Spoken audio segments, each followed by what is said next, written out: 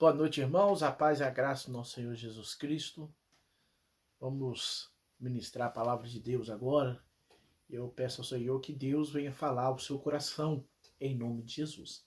Vamos fazer uma oração em nome de Jesus.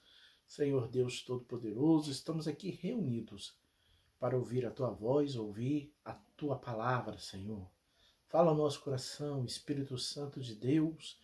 O Senhor tem liberdade para agir no nosso meio de maneira poderosa, em nome de Jesus. Amém?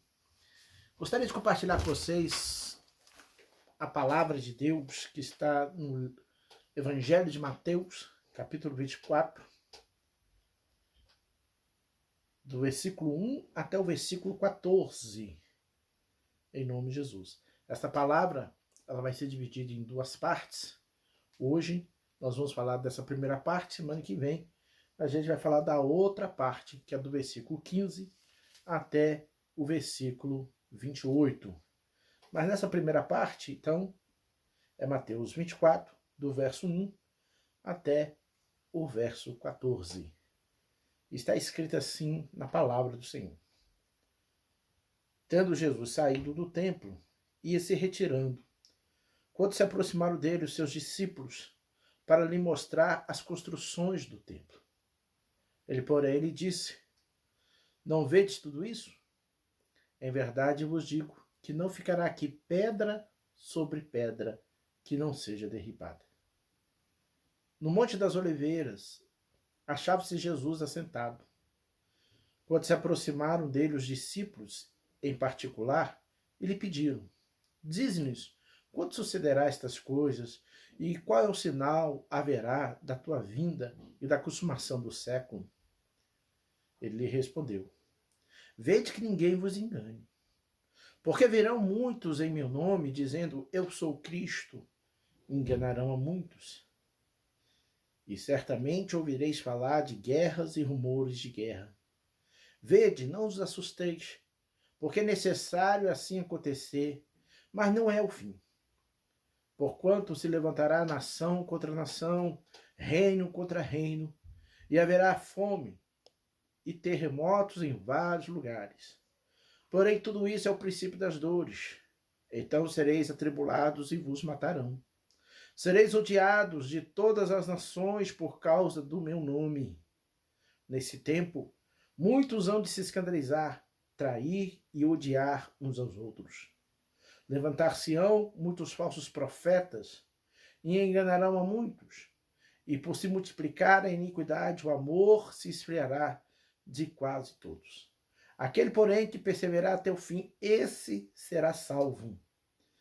E será pregado este evangelho do reino por todo o mundo, por testemunho de todas as nações, e então virá o fim.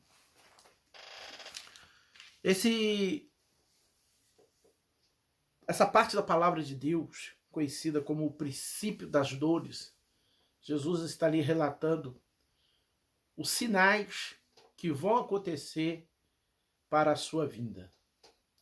É interessante que nós estamos vivendo uma situação de pandemia e muitas vezes as pessoas colocam que é o fim do mundo, muitas vezes as pessoas falam que é os últimos dias, e começa a ter profecias falando de 3 dias de escuridão, para o povo comprar vela, para o povo não abrir as portas, porque já é o fim do mundo.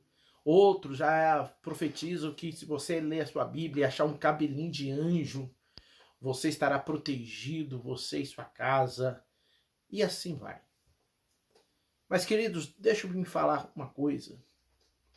Nós, cristãos, seguimos o que está escrito na palavra de Deus. Nós estamos vivendo, sim, os últimos dias. Mas esses últimos dias não começou agora com a pandemia. Esses últimos dias não começou agora há 10 anos atrás, há 20 anos atrás. Os últimos dias inaugurou quando Jesus nasceu. Ele cumpriu a profecia dos profetas. Jesus inaugurou os últimos dias.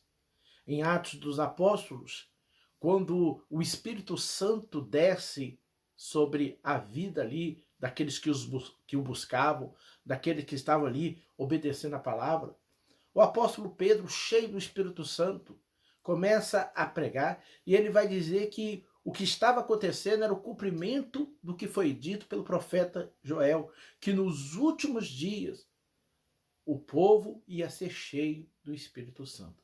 Então nós estamos vivendo o último dia, já tem 2000 anos, ou mais.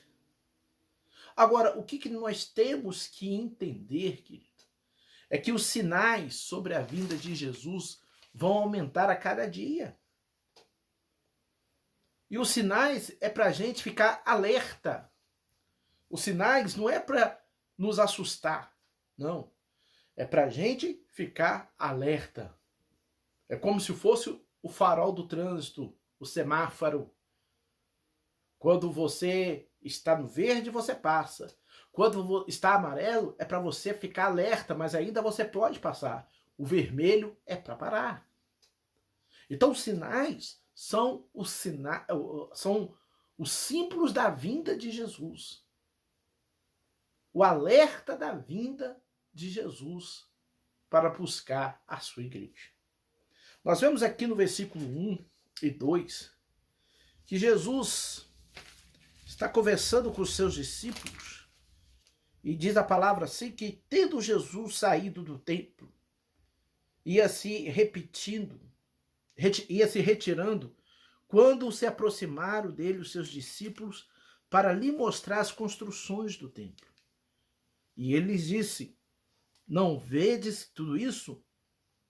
Em verdade vos digo que não ficará aqui pedra sobre pedra que não seja derribada. Jesus estava fazendo ali um discurso chamado Discurso dos Ais. Se você pegar ali o capítulo 23, Jesus vai falar de vários ais, vai fazer várias advertências contra os escribas, contra os fariseus, contra o sistema religioso, contra o pecado. E quando Jesus acaba o seu discurso, os discípulos chegam até Jesus e mostram a ele o templo e falam: olha, Jesus, olha, mestre, que construção. Olha esta obra. Porque até então os discípulos ainda tinham o templo como um meio de se relacionar com Deus. Você sabe que o templo em Jerusalém era considerado como a habitação de Deus. Quando Salomão consagrou aquele templo, o próprio Deus tinha feito a promessa, dizendo que a oração que fosse feita naquele lugar seria ouvida. Desde então, o povo tinha o templo como algo sagrado, como algo que colocaria ali a relação entre a pessoa e Deus, como uma relação íntima, como uma relação real, como se o templo manifestasse a presença viva de Deus. Jesus então diz que se eles estavam admirados de ver aquele templo, eles iriam ficar mais admirados ainda porque não ia sobrar pedra sobre pedra. Mostrando assim que a relação entre o homem e Deus não ia mais depender de um templo. Não ia mais depender de um local. A relação agora entre o homem e Deus se dá através da pessoa do nosso Senhor Jesus Cristo. João 14, versículo 6 vai dizer isso. Eu sou o caminho, a verdade e a vida. Ninguém vem ao Pai a não ser por mim. Ou seja, se eu quero me relacionar com Deus agora, se eu quero sentir a presença de Deus agora, se eu quero ter algo com Deus agora, é somente através da pessoa do nosso Senhor Jesus Cristo. No versículo 3, nós lemos que já nos Montes das Oliveiras, Jesus se achava assentado. E quando se aproximaram os discípulos em particular, lhe pediram, dizendo: quando sucederá estas coisas e que sinal haverá da sua vinda e da consumação dos séculos? Os discípulos ficam curiosos porque se agora o tipo de relação com Deus irá mudar, se agora para relacionarmos com Deus é somente através de Jesus, então as coisas agora iriam mudar. Haveria de vir um juízo sobre a terra. Haveria de vir a mão de Deus sobre aquela nação para puni-lo dos seus pecados. E agora os discípulos então perguntam a Jesus: qual é o sinal da tua vinda? Quando é que vai consumar todas as coisas? Quando é que vai ter esse julgamento? E Jesus começa a falar ali da sua parousia. Parousia, uma palavra grega que significa presença, chegada, vinda. E ela é muito utilizada por Jesus e pelos discípulos, pelos apóstolos, para falar da segunda vinda de Jesus. Então, Jesus começa agora a descrever os sinais para a sua segunda vinda.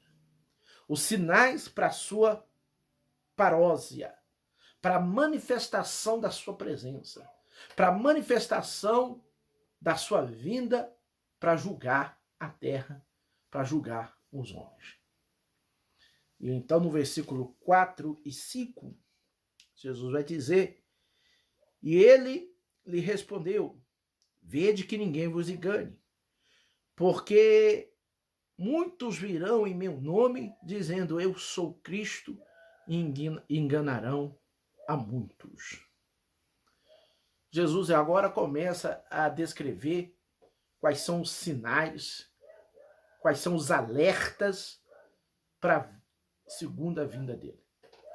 E a primeira coisa que ele fala era para que nós nos acautelássemos, para tomarmos cuidado, porque muitos viriam em seu nome, ou seja, usando o nome dele, dizendo que são o Cristo, dizendo que são o Messias, para enganar as pessoas.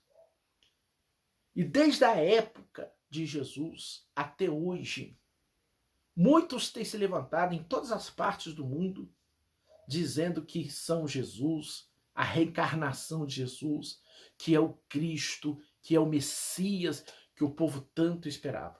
E muitos iludidos, por não conhecerem a palavra, por não conhecerem o Senhor, vão atrás dessas coisas. E nesses últimos tempos, parece que esse tipo de sinal está se intensificando, porque muitas pessoas estão se levantando para dizer que são Jesus. E Jesus fala para nós tomarmos cuidado e não nos deixarmos enganar. E como poderemos ficar alertas e não nos deixar enganar? Através da palavra de Deus. É por isso que é necessário, você que está me ouvindo neste momento, conhecer a palavra de Deus. A palavra de Deus é um antídoto para as heresias. A palavra de Deus é que vai nos mostrar, nos revelar quem é o verdadeiro Cristo, quem é o verdadeiro Messias, quem é o verdadeiro Jesus. Muitas das coisas que esses falsos cristos, pseudo-cristos, falam, vai contra a palavra de Deus. Muitas das coisas que eles ensinam vai contra o que o próprio Jesus nos ensinou. Então, se eu conheço a palavra, se a palavra faz parte da minha vida, eu não vou me deixar enganar por essas ilusões, por essas heresias, por esses falsos cristos. Outra coisa que Jesus nos ensina, versículo 6 até o versículo 8, diz assim: certamente ouvireis falar de guerras e rumores de guerras. Vede, não vos assusteis, porque é necessário assim acontecer, mas ainda não é o fim. Porque se levantará nação contra nação, reino contra reino, e haverá fomes e terremotos em vários lugares. Porém, tudo isso é o princípio das dores. veja bem, que Jesus agora começa a descrever que vai haver guerras e rumores de guerras. Nação contra nação.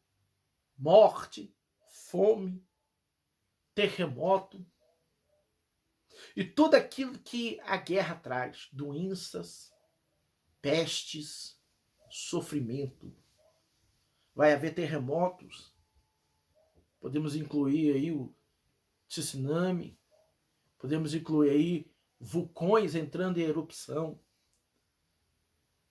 Coisas da natureza que causam desgraças, que causam coisas terríveis.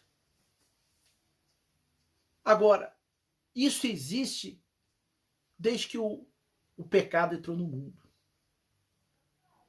Sempre existiu. Isso não é novidade. Antes mesmo de Jesus vir à Terra como homem, essas coisas já aconteciam.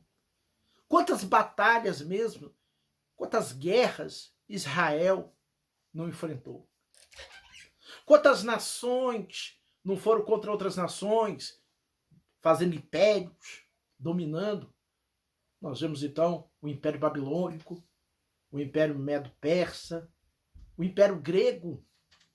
Na época de Jesus, o Império Romano dominava. Então isso não é novidade alguma. E depois de Jesus, não deixou de existir. Até hoje, nos nossos dias, tem guerra. Já passamos por 2 grandes guerras mundiais. A Primeira Guerra em 1914 até 1918. A Segunda Guerra de 1939 até 1945. Há pouco tempo atrás, nós estávamos em eminência de uma terceira guerra. Os Estados Unidos contra a Coreia do Norte. E quantos outros países estão em guerra? Quantas nações não ameaçam umas às outras? Nós estamos vivendo um quadro de fome em muitos lugares do mundo. Nós estamos vivendo um quadro de terremotos, onde centenas, milhares de pessoas morrem. Vulcões entrando em erupção e matando pessoas.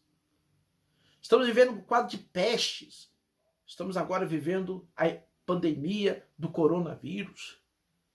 Coisa que eu nunca vi em todos esses anos da minha vida. O povo ficando enclausurado dentro de casa, sem poder sair. Então sempre existiu esse tipo de coisa. Mas qual que é a diferença?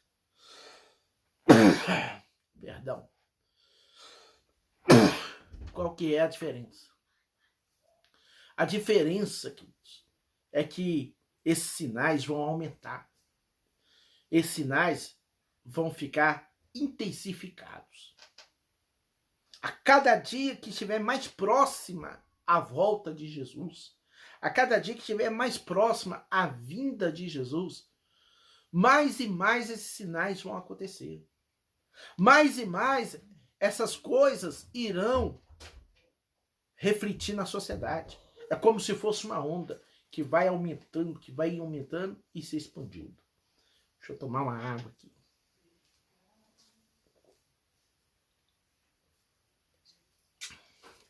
Amém. Mais e mais as coisas vão aumentando. Então, o que Jesus está dizendo é isso, para nós ficarmos alertas. Porque quando essas coisas aumentarem, quando essas coisas se intensificarem, está próxima a sua segunda vinda.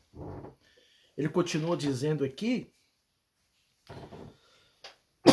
versículo 9 até o 14. Então sereis atribulados e vos matarão.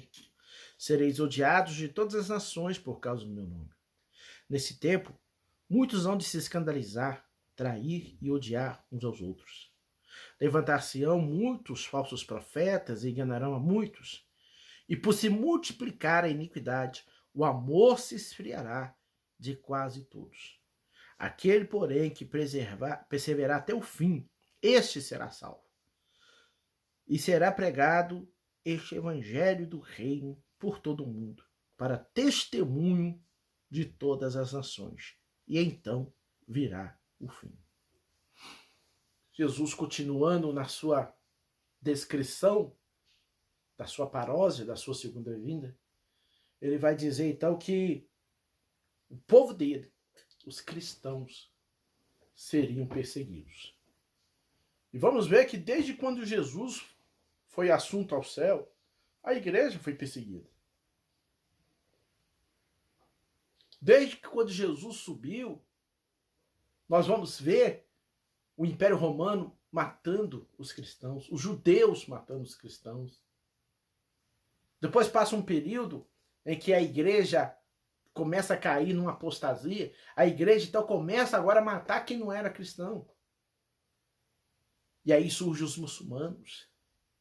E aí as coisas invertem novamente, porque os muçulmanos até hoje matam os cristãos.